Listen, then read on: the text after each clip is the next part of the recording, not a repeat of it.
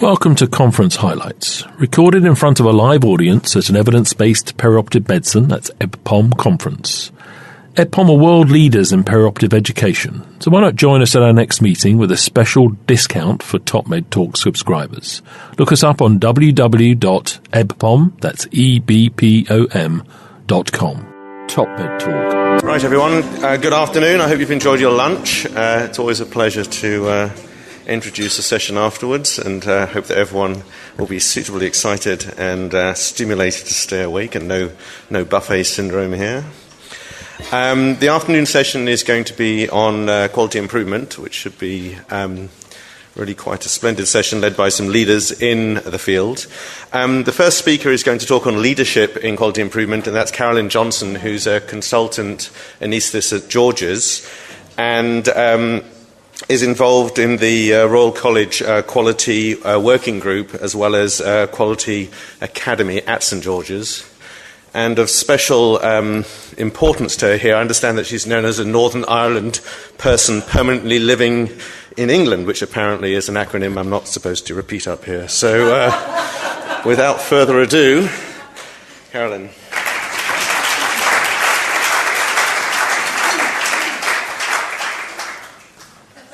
Yes, that acronym is NIPPLE.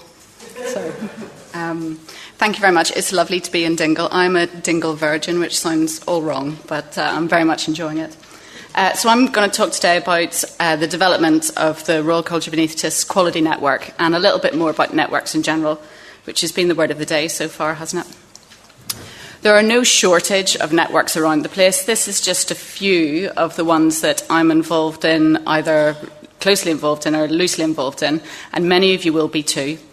It seems to be the way we're going to solve a lot of issues around here. It seems to be the way that we're going to roll out a number of things. But it's worth thinking about what that actually means, what a network is and what it can do for us.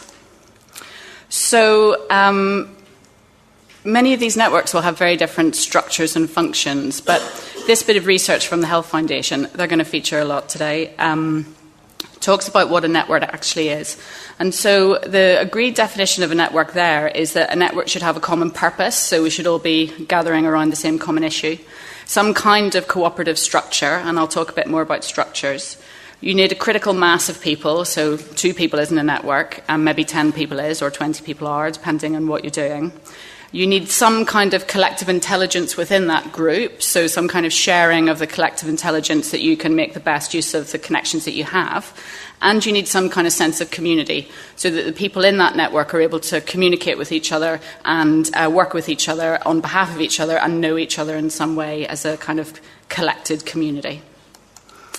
Why do we need them? Well, there's quite a lot of wheel reinvention going on. I think we have a fairly well-defined set of issues in perioperative care and anaesthesia, and we've talked a lot about them today already. So all of us will be implementing perioperative diabetic clinics or anemia clinics, or we'll all be working on our Royal College of Anaesthetists access standards, or whatever they are. We're all doing the same things. We're all doing it in parallel at the moment. So, but we're all too busy doing those things to look up and see other people are doing exactly the same thing in the hospital down the road and maybe learn some lessons from them.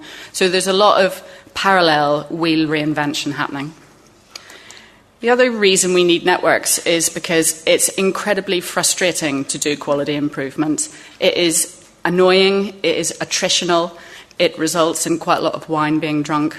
And I think there's something really special in networks that you get that sense of community, that actually you're talking to someone else who shares the same stresses as you, has the same experience as you, and it's just nice to know that someone else is finding it as you are. And you can discuss wine choices after that. So the kind of collegiate nature, the support you get from being in a network is really important, particularly with something like trying to make improvements happen. And the last reason I think networks are really important is this. I'm sure you're familiar with this. 17 years it takes knowledge to get into practice is the kind of apocryphal number that we hear. How do we move from having a good idea somewhere to spreading that good idea? Someone somewhere will spread it relatively quickly. How the rest of us can learn from that and spread improvements, but spread basic knowledge getting into clinical practice more quickly. So the idea that a well-functioning network might be able to speed up that process of getting these results of clinical trials into regular clinical practice is something that's really interesting as well. So I'll just give you a few examples of networks that are out there as a kind of description of the structure and the function. So this is a network that I'm involved in. I'm the improvement lead for the National Emergency Laparotomy Audit, and we have local leads in every trust in England and Wales who are collecting data on emergency laparotomy and giving it up to the mothership to the national audit. And this is a page of our website which has got a whole load of documents on it to share. This is our kind of first attempt at knowledge sharing. And if I can highlight there, top tips, patient top tips from the audit. Any advice submitted to the audit from top performing sites can be found on that little button there. So if you wanted to learn about a site that's doing fantastically in emergency laparotomy, that's where you would go. If I had to draw out how that structure works, I'm going to have a go at the laser here. You've got the national audit there, and you've got a lot of local leads in parallel. If they want to learn knowledge from each other, it goes up and down via the mothership. So someone has some really great practice, they submit it to us, we share it via the website. If you want to learn about really great practice, you go to the website and we share it with you. So that's a fairly traditional hierarchical kind of network structure. The other one I wanted to talk about is a really different network, is the Health Foundation's Q community. Who's familiar with the Q community? Quite a few. Good, that's great. So this is a new network that's been set up in response to the Berwick report on patient safety, led by the Health Foundation and NHS England, which has now got several thousand members across the UK with skills in improvement in a variety of ways. So when that cohort was first set up, we drew a map with the initial 231 members. We were asked who else we knew in the network. So they gave us the list of the 230 names, and we had to tick whether we knew the people on the list or not. And they produced this kind of network map, I guess. This black person in the middle knows hundreds of people. All of these little dots here, they knew nobody. These two knew each other. No. And no one else. So this was a map of the connections of everyone in this network. So we had 3 design events where we worked together as a group of 230 to work with each other to develop what this network would look like and how it would work. And at the end of those 3 events, they asked us again, who do you know from this network? And this was the much more kind of equitable, collegiate kind of map of connections that was in the group. So this network is much more organic, it's very messy, but it's full of connections. There's hundreds of people there that know each other, and the definition of know each other was well enough that you might drop them an email to ask them a question or ask them for some help with something.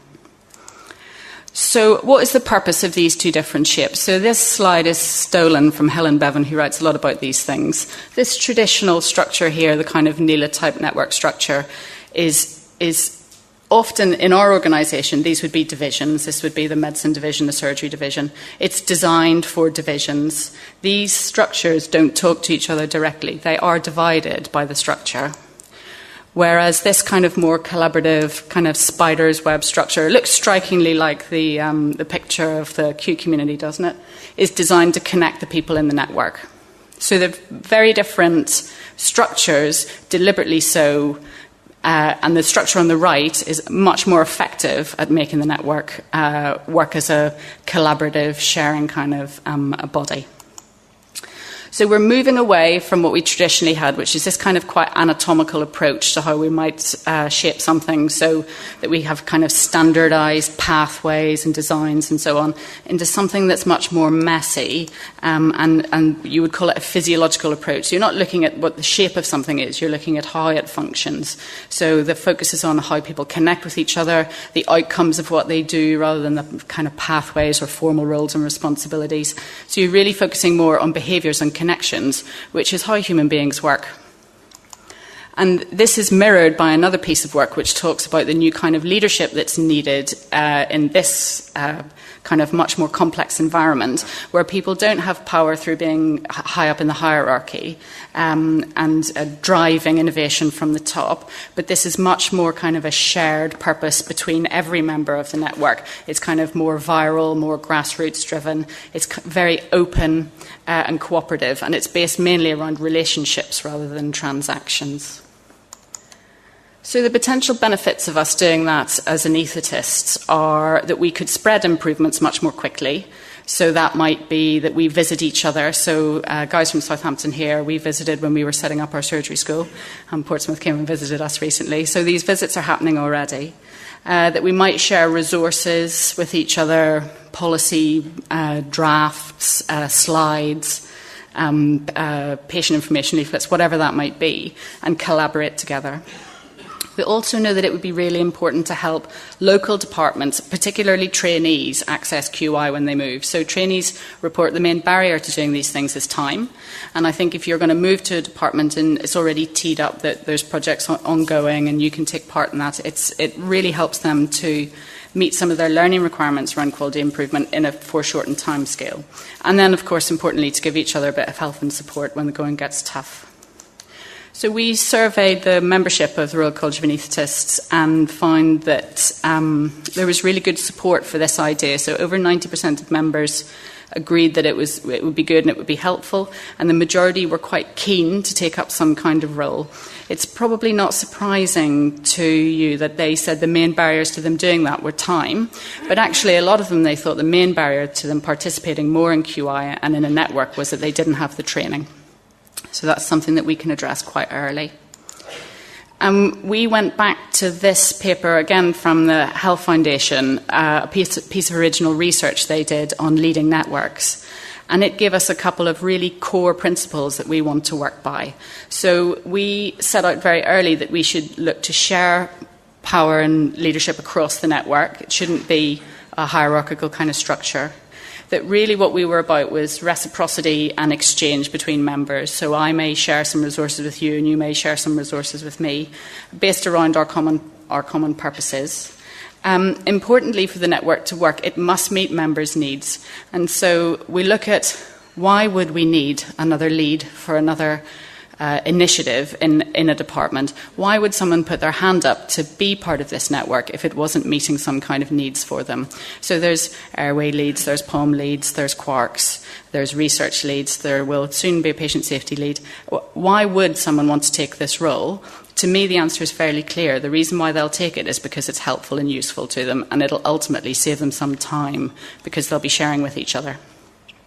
And also importantly, we must create some useful outputs. So it's not very helpful for us just to be a bit of a talking shop that we all enjoy talking. We have to create some useful outputs for the college to support us and for other people to want to join us as a network. So we have to be useful.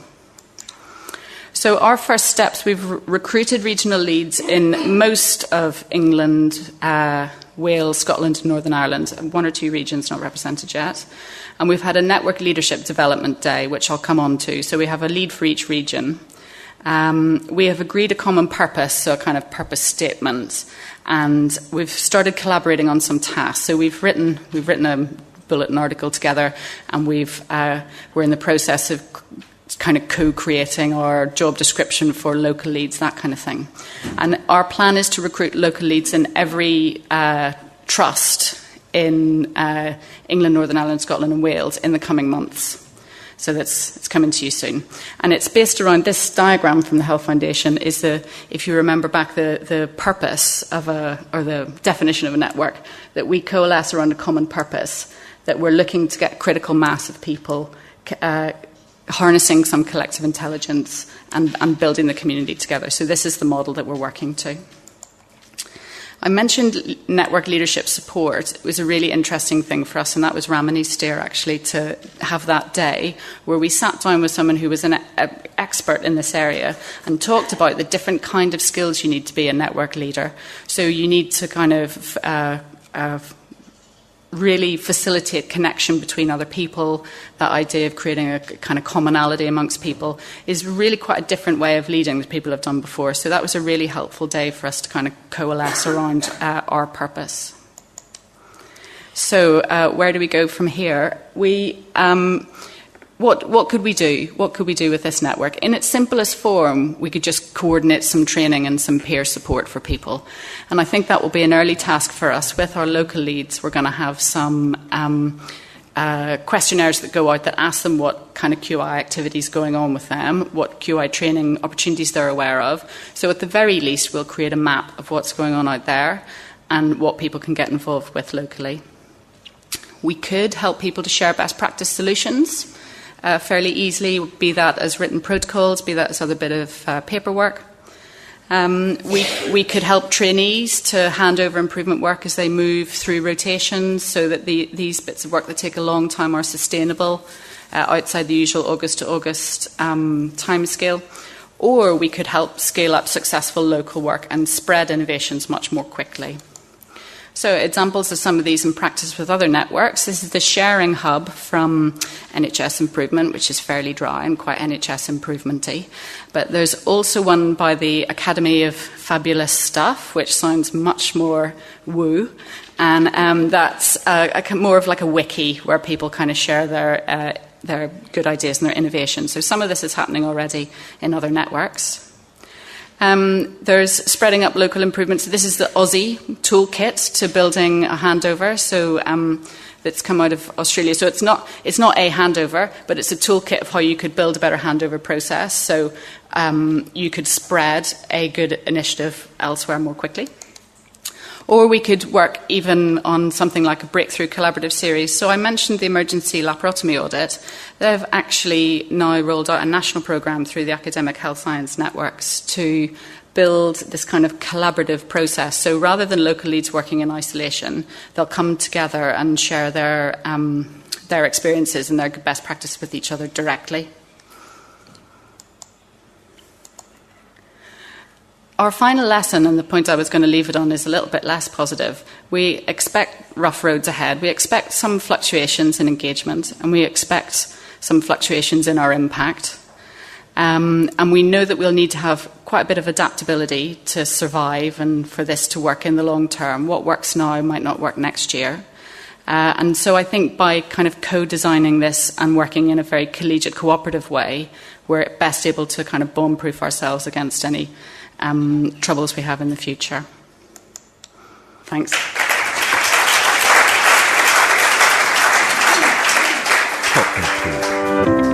Nick Majerison here. Thank you for listening to Top Med Talk. Now, make sure you've subscribed to Top Med Talk on your podcatcher or however it is that you're listening to us at the moment. And you're spoilt for choice. We're on pretty much every single podcast platform you could think of.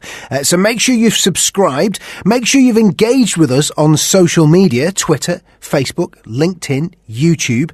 And make sure you've signed up for our email updates on topmedtalk.com. If you get yourself there, you'll find a website that contains all of the podcasts that we've ever done. And it gives you the chance to sign up for our email updates. That way we can always get in touch with you and tell you what we're up to.